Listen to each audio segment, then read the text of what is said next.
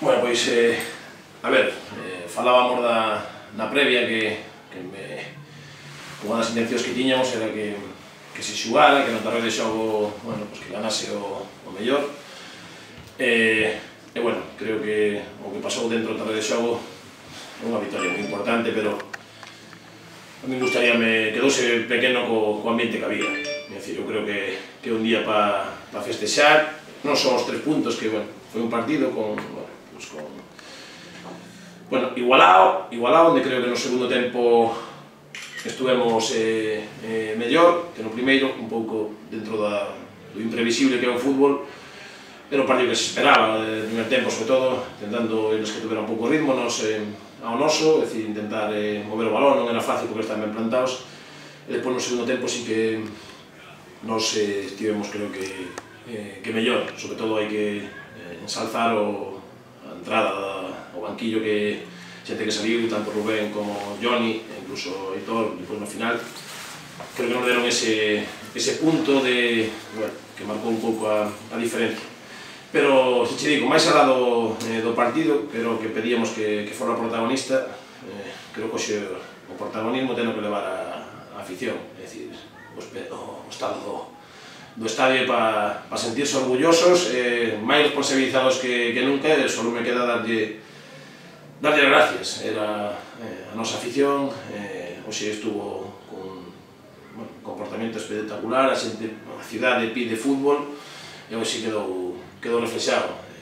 Eso creo que minimiza todo o demais, e sobre todo gustaríame tamén que, se que veo tanta xente, acordarnos que, sobre todo, dedicar a vitoria aos que sufriron tanto con nós toda a temporada, que hai que viaxar, esos son os que ao final me gustaría dedicarle a vitoria, e aproveitar tamén para decirle que é unha vitoria, que eso queda moi bonito, pero decíamos tamén antes que o que ganase non está ascendido, é dicir, o que perdera tampouco vai estar descartado.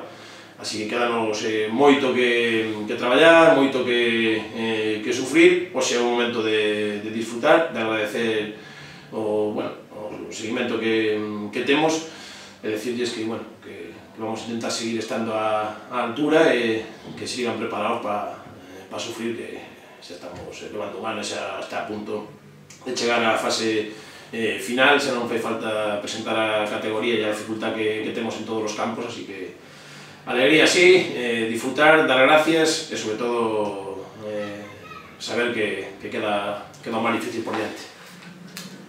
Quizás esa tarefa difícil agora é un pouco parar un pouco a euforia, celebrarlo este fin de semana, pero que pensar un pouco que o Intra va a ser unha batalla tamén moi complicada.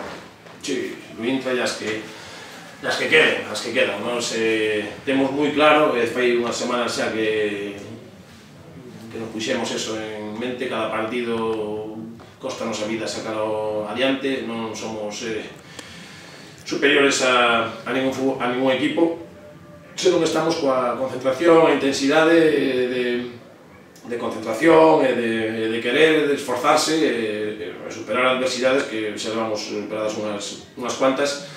Pero repito, queda o máis difícil está por diante. Eu conozco os xogadores e o pasamos moi mal tanto anos, e que non van a xente poderse ganar, perder, pero que palabras de relaxación e iso non fai tempo que saliu do vestuario, sei que estuvo en algún momento. Así que a xente que disfrute, que nos siga apoiando, como decías, disfrutar, que é importante tamén dentro deste deporte, que a veces se nos olvida.